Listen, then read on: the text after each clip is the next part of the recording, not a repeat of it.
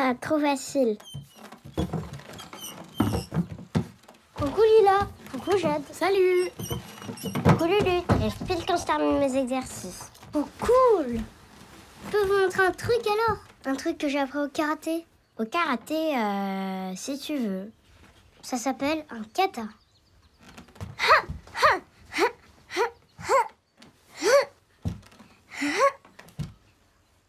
Pas mal.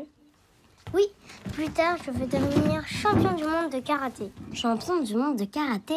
Ça veut dire que tu feras tout le temps de la bagarre? Mais c'est nul la bagarre.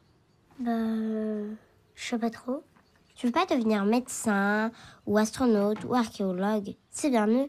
Puis comme ça, on pourrait rester amis. Quoi? Pourquoi on ne serait plus amis? Parce que moi, je veux devenir médecin. Et les médecins, c'est gentil et ça soigne. Ça peut pas être ami avec un karatéka bagarreur. Alors, plus tard, je serai dompteur de lion. On pourra rester amis comme ça? N'importe quoi tous les deux.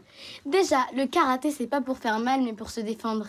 Et puis, avant que vous soyez plus amis, ça vous dirait de lire un livre? C'est sur quoi? Venez voir. C'est sur des fruits? Lire.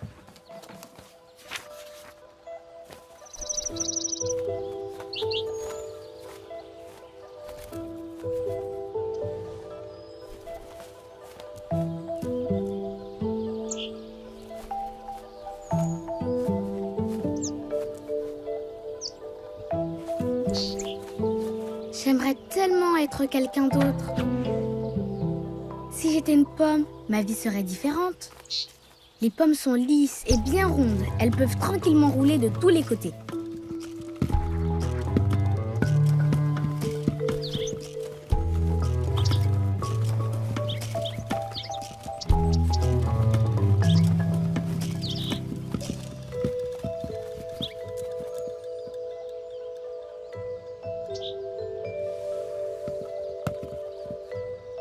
Mais les poires ne sont pas mal non plus. Elles ont une forme tellement drôle. Si j'étais une poire, je pourrais ressembler à une petite montagne. Mais je ne pourrais pas bouger.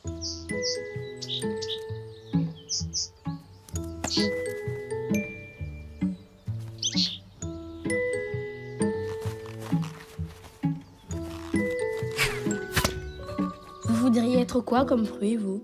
Je sais pas. Une citrouille. C'est pas un fruit, c'est une citrouille. Moi, un avocat. C'est trop bon. Citrouille, avocat et moi, un ananas.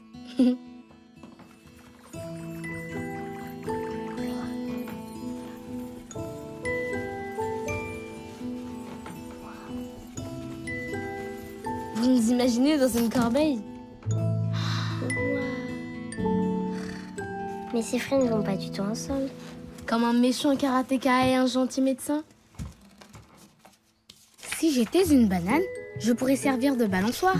En bas, en haut, en bas, en haut, en haut, en haut, jusqu'à toucher le ciel.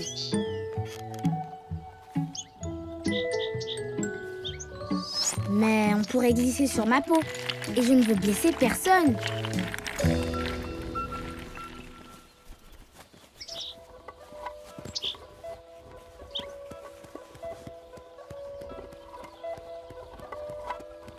Si j'étais géante comme une pastèque, j'aurais l'air forte.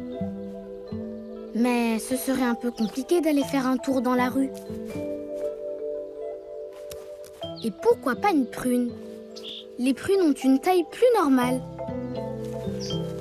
Oui, ce serait bien mieux pour aller se promener sans mettre la pagaille.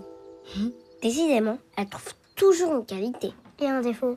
Bah oui, si on s'arrête toujours sur la forme et les couleurs, rien n'est jamais parfait dans la vie. Vous en pensez quoi?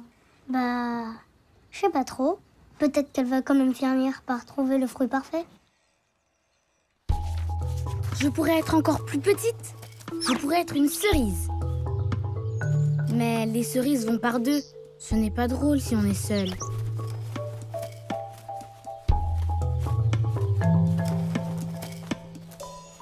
Et si j'étais une myrtille? Mais minuscule comme ça, qui pourrait me voir?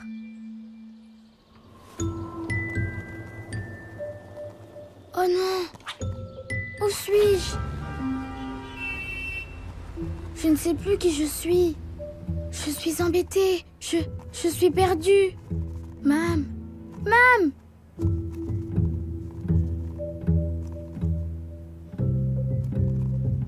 Lia, te voilà. Je m'inquiétais.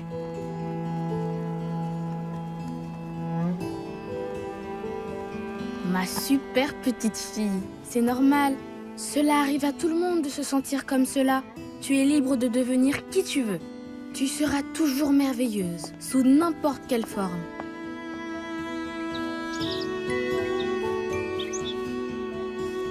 Mais n'oublie pas qui tu es. Il faut croire en toi. Tu seras toujours Lia, unique au monde.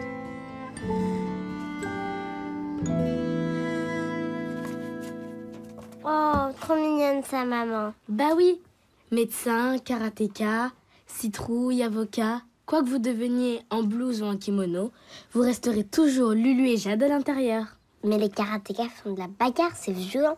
C'est que dans les films, ça. En vrai, le karaté, c'est juste pour se défendre contre ceux qui veulent nous faire du mal. Pas vrai, Lulu? C'est vrai? Donc, Lila, ça veut dire qu'on va rester amis pour la vie avec Jade? Bah oui, patate. Ah.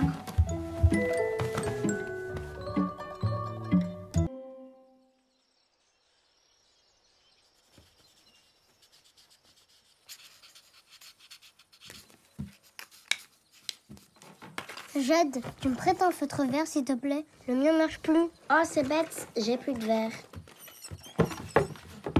Salut tout le monde! Coucou Lila! Il pleut dehors? Ben non, pourquoi? Bah, à cause de ton parapluie. C'est pas un parapluie. C'est une ombrelle. Elle appartenait à ma grand-mère quand elle était jeune. Ça sert à quoi une ombrelle? C'est pour se protéger du soleil et de la chaleur. C'est pour ça tous les trous, c'est pour que ça fasse de l'air. Mais non, ça c'est l'usure. Bah alors, ça laisse passer le soleil. Oui, mais... Bah ça sert à rien alors. Bah c'est pas parce que c'est cassé que c'est inutile. Bah si, comme mon feutre là, il ne sert plus à rien du tout. Faut vraiment tout vous apprendre à vous, hein.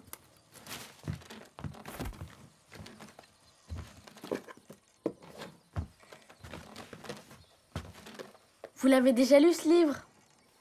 Le jardin de Madame Lee. Madame Lee habite au-delà de la forêt de bambous dans le village de la Pagode perdue. Madame Lee est toute petite, toute vieille et plus ridée qu'une pomme cannelle. Madame Lee n'est pas riche. Elle ne possède que 2 pots de terre, 2 vieux pots à tout faire. Tous les matins, Madame Lee s'en va, trotte menu sous le ciel gris, remplir ses 2 pots de terre à la rivière du pont qui chante.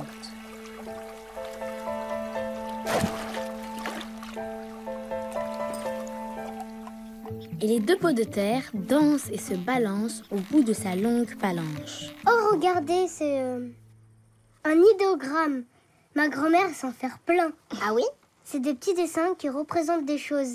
C'est comme une autre manière d'écrire, mais avec des dessins. Et tu sais ce qu'il veut dire cet idéogramme-là? Celui-là, il veut dire... rivière. Aujourd'hui, Youn l'accompagne et elle saute et elle gambade sur le chemin qui mène à la rivière du pont qui chante.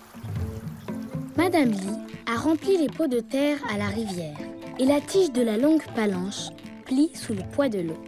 Tandis que Madame Lee avance à petits pas, Youn cueille les fleurs qui bordent le chemin. De grandes fleurs au cœur éclatant comme un soleil. « Regarde, Madame Lee, regarde !» s'écrie Youn. Une goutte d'eau perle sous l'un des pots de terre. Une goutte d'eau, et puis une autre. « Je sais, Youn, je sais !» répond Madame Lee sans se retourner.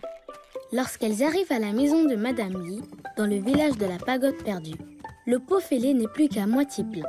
« Madame Lee, ton pot est trop vieux, tu devrais le remplacer par un neuf. » Pour rien au monde, Youn. Ce pot m'est très utile. Ah oui, et à quoi? Attends demain. Regarde bien et tu découvriras son secret. Oh, mais pourquoi il dit pas tout de suite son secret? Bah, elle fait du mystère. Comme toi avec ton parapluie. Une ombrelle, Lulu. Ma grand-mère, elle dit qu'on comprend toujours mieux quand on découvre par soi-même. Moi, je comprends tout le temps, de toute façon.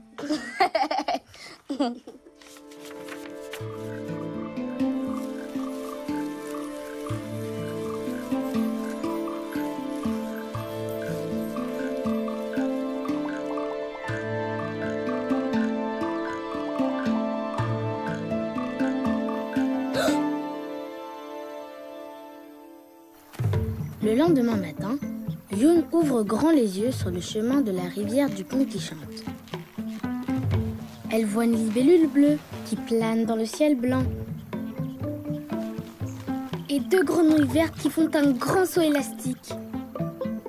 Elle voit 3 oiseaux jaunes qui piquent et piquent la terre et 4 scarabées dorés qui s'en vont en procession à la rivière.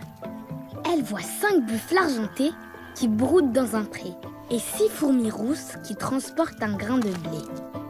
Toute cette vie autour d'elle, Youn n'y avait jamais prêté attention. Mais le secret du pot de Madame Lee, ça, elle ne l'a toujours pas trouvé. Je donne ma langue au chat. Taratata, cherche encore. À droite et à gauche du chemin, ne vois-tu rien?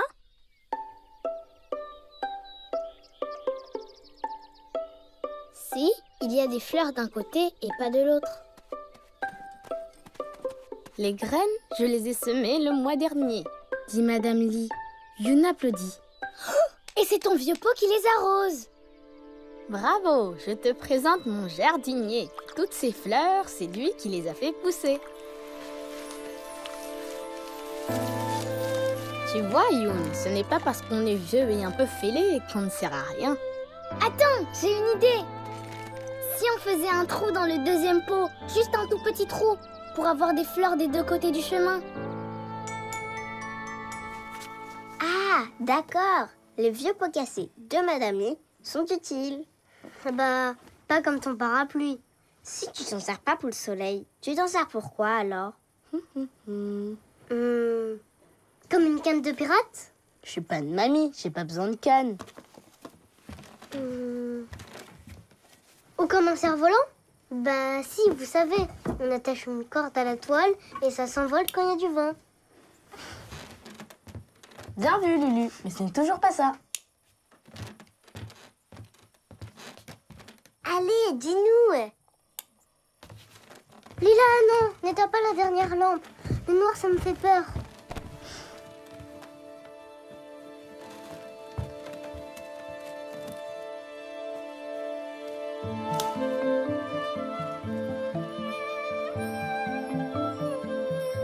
Waouh! C'est le plus beau parapluie que j'ai jamais vu.